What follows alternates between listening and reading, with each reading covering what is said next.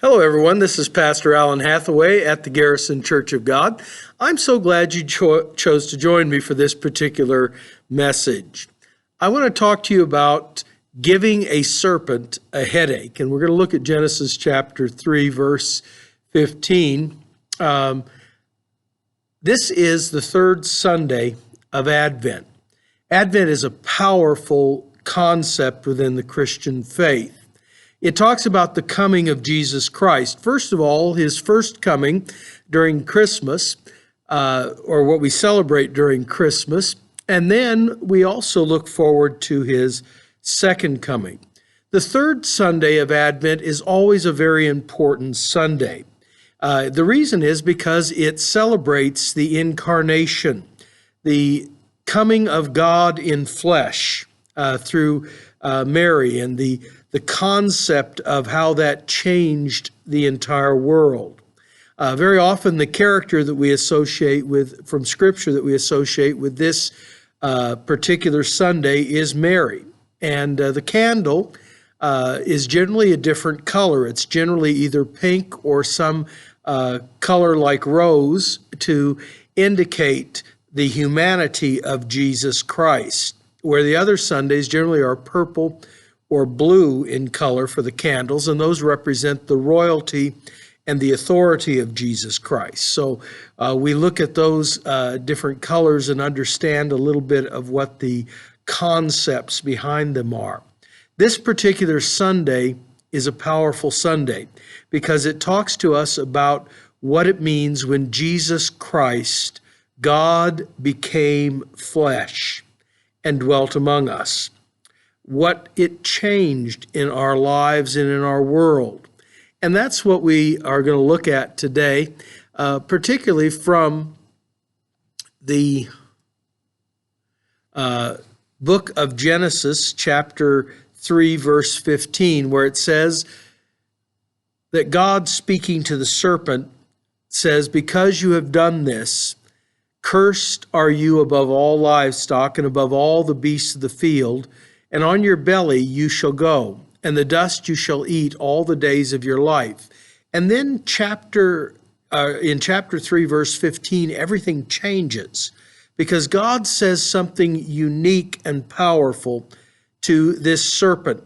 He says, "I will put enmity between you and the woman, and between your offspring," or the literal word is seed, "and her seed," or offspring. "He will bruise your head," or crush your head, "and you shall bruise," or crush his heel. And so the concept is that this serpent, who most people believe and see as an embodiment of Satan in the garden, will be crushed by the work of Christ. And that crushing will change everything. That particular idea within Christianity was actually first postulated by Irenaeus, who was a 2nd century Christian bishop. He lived in Lyon, which is in modern France, and his idea was that this particular verse spoke about the mission of Christ, or the purpose of Christ coming to the world to destroy the work of Satan. It is a powerful picture and a powerful vision. That seems to be supported by the translation of this verse into Greek that was made about 300 years before Jesus, in what's called the Septuagint. In the Septuagint, it also uses the pronoun he, which is unusual because the word for seed in Greek is in a neuter form, and so normally it takes a neuter pronoun, such as it, in that situation. But here, it is given the translation he, and that probably points, as most people think now, that the Jewish people believed this particular verse pointed toward the work of the Messiah, though I'm sure they didn't quite understand what it meant. Irenaeus is the guy that kind of brought this into the thinking of the Christian church. The idea that this particular message was a message to humanity about the purpose of Jesus Christ and his coming. We often struggle with this idea of what is God's purpose. Mary was a young woman in Palestine who lived her life probably as a pretty good person, tried to do everything she could. She must have been extremely surprised when an angel shows up and says to her, "You are blessed because God intends you to carry the Messiah. You will carry the Son of God." And she struggles with that whole decision and actually challenges the angel Gabriel. But in that challenge, she comes to a point of saying, "Let it be to me as you have said, for I am God's servant." It's a powerful statement. It's a powerful statement of a willingness to serve Christ, to serve God's purpose in the world. Satan is crushed, in a sense, when we serve God's purpose. Throughout the New Testament, it talks about Satan's work being crushed or destroyed by the work of Christ on the cross. When he died on the cross, he removes the penalty of sin that is against us and removes the penalty of death that we live under. And so we are freed from that domination and control in our lives.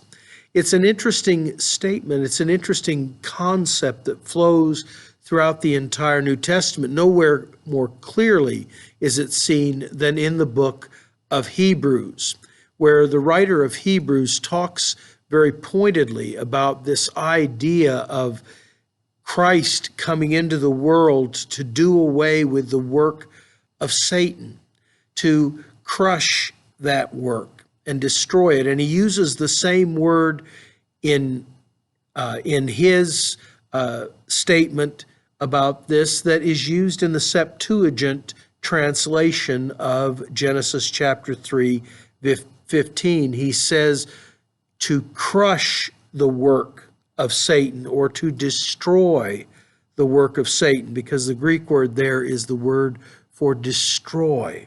So he is clearly looking back at that, and that's probably where Irenaeus got this concept of using this particular verse as a reflection of the work of Christ in the world, to crush the work of Satan, to bring it to naught in our lives and in the world around us.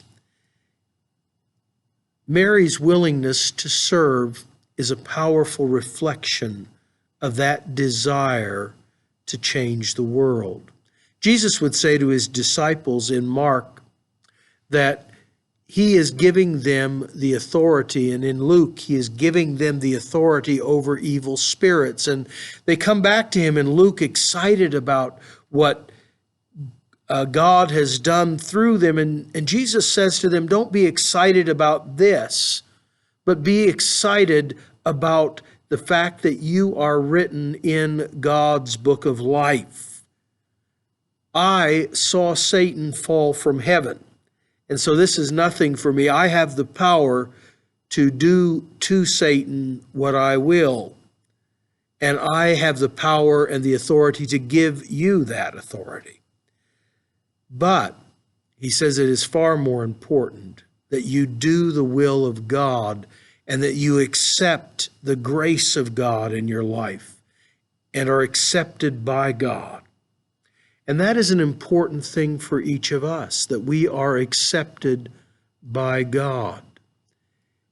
Job would struggle with this concept of suffering. We read in the very beginning of the book of Job how Satan is accusing Job and accusing humanity in general because of the fall of humanity in Genesis chapter 3. But God says, have you paid attention to Job? And Satan says, well, the only reason Job is doing that is you bought him off. You protect him, you take care of him, and you've bought the guy off, and that's why he does this. If you allow me to do what I want to him, then he'll curse you. And we see Job struggling with that question of, do I submit to the authority of God, or do I curse God, or do I rail at God for all of this suffering? And in chapter 19 of Job, Job has come to a certain point in his life. And he says, in the midst of his struggle, in the midst of his sorrow, and even in the midst of him saying, God, I want to bring you to court on this because you have not treated me fairly, in my opinion. He comes and says at this point in verse 25 of chapter 19, for I know that my Redeemer lives, and at the last he will stand upon the earth. And after my skin has been destroyed, yet in my flesh I shall see God, whom I shall see for myself, and my eyes shall behold, and not another. My heart faints within me. Other translations says, my heart yearns within me. The concept is for Job is, I will serve God no matter what. I will be God's servant. He also says, I am looking forward to a Redeemer that can pay the penalty of suffering, sorrow, and sin and problems in my life and restore me to life and hope and relationship with God. That is really what the purpose of Jesus Christ coming into the world was. He is that Redeemer that Job longed for and desired. He would say to his disciples in Mark chapter 10, you are servants.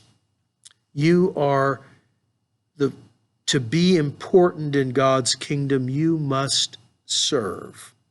Because I came to serve, so you are called to serve. Now, what exactly gives Satan a headache?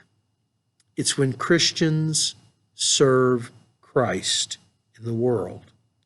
When we are his servants, that really does give a serpent a headache. Thanks for listening. Hope to see you in church. God bless.